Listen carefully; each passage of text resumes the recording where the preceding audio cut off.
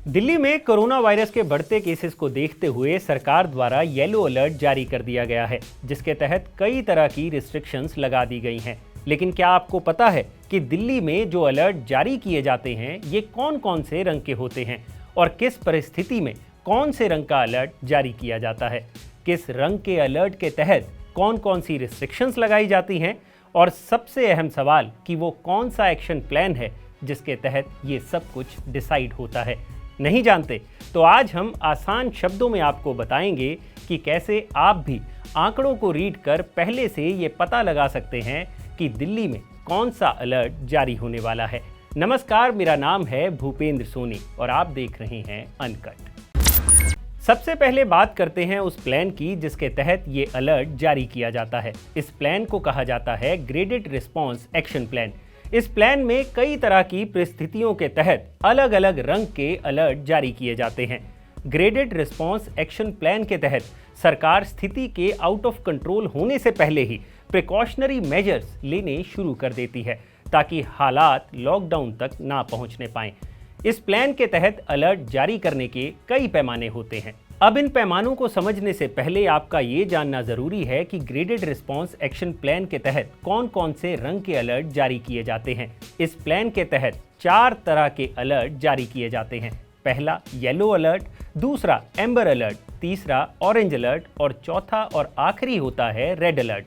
अब सवाल ये है कि सरकारें कैसे तय करती हैं कि उन्हें कौन सा अलर्ट जारी करना है, तो इसका जवाब भी जान लीजिए। और जब आपको ये पता चल जाएगा तो आप अलर्ट जारी होने से पहले ही समझ सकते हैं कि सरकार कौन सा अलर्ट जारी करने वाली है।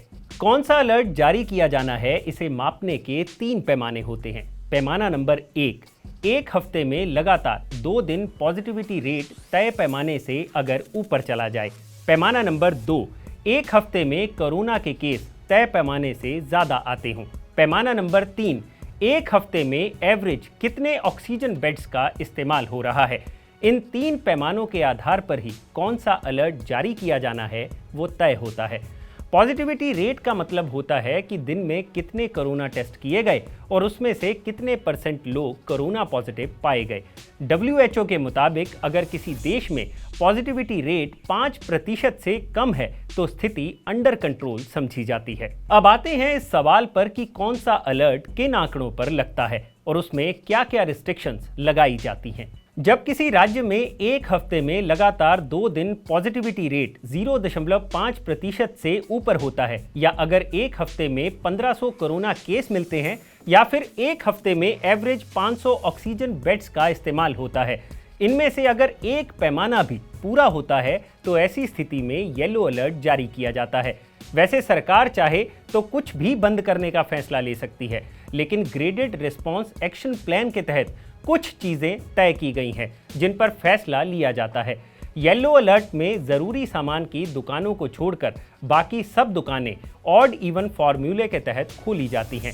मार्केट के खुलने और बंद होने का वक्त सुबह 10 से शाम 8 बजे तक का तय किया जाता है और एक म्युनिसिपल जोन में सिर्फ एक वीकली मार्केट को ही खोलने की मंजूरी होती है। एम्बर यानी गहरा पीले रंग का अलर्ट, ये अलर्ट तब जारी होता है जब एक हफ्ते में लगातार 2 दिन पॉजिटिविटी रेट 1% से ज्यादा हो, या एक हफ्ते में कोरोना मरीजों का आंकड़ा 3500 केसेस को पार कर जाए, और या एक हफ्ते में एवरेज 700 ऑक्सीजन बेड्स का इस्तेमाल होता हो।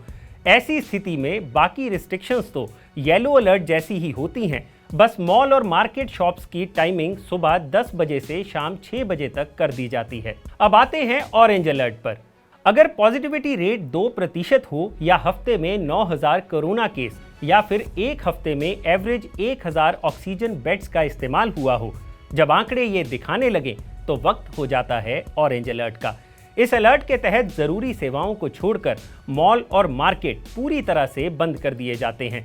मेट्रो सर्विसेज बंद कर दी जाती हैं और बसों को सिर्फ 50% कैपेसिटी के साथ उन्हीं यात्रियों को ले जाने की इजाज़त होती है जो ज़रूरी सेवाओं से जुड़े होते हैं। बाकी ऑटो, ई रिक्शा, कैब को सिर्फ 2 पैसेंजर को ले जाने की इजाज़त होती है। इस दौरान कंस्ट्रक्शन बंद कर दी जाती है और सिर्फ उन्हें कंस्ट्रक्शन करने की इजाज़त होती है जिन्होंने अपनी साइट पर लेबर के रहने की व्यवस्था की हो। रही बात फैक्ट्रियों की, तो ऑरेंज अलर्ट में जरूरी सामान बनाने वाली फैक्ट्रियां ही काम जारी रख सकती हैं, और वो भी उस स्थिति में जब वर्कर साइट पर ही रहते हों। अब बात करते हैं रेड अलर्ट की। ये अलर्ट सबसे आखिर में जारी किया जाता है जब पॉजिटिविटी रेट हफ्ते में लगातार 2 दिन 5% पर पहुंच जाता है, या हफ्ते में कोरोना केसेस की संख्या 16,000 पार कर जाती है, या फिर एक हफ्ते में एवरेज 3,000 ऑक्सीजन बेड्स का इस्तेमाल होना शुरू हो जाता है। ऐसी स्थिति में रेड अलर्ट जारी कर दिया जाता है, जिसमें मैक्सिमम रिस्ट्रिक्शंस लगा दी जाती हैं। अगर रेड अलर्ट से भी स्थिति नहीं सुधरती तो सरकार लॉकडाउन के विकल्प की तरफ बढ़ जाती है। तो ये है ग्रेडेड रिस्पॉन्स एक्शन प्लान। उम्मीद करते हैं कि आपको सब समझ आ गया होगा। अगर हाँ, तो वीडियो को लाइक और शेयर जरूर करिएगा, और अनकट को सब्सक्राइब करना मत भूलिएगा। अपना खूब ख्याल रखें और मास्क जरूर पहनें।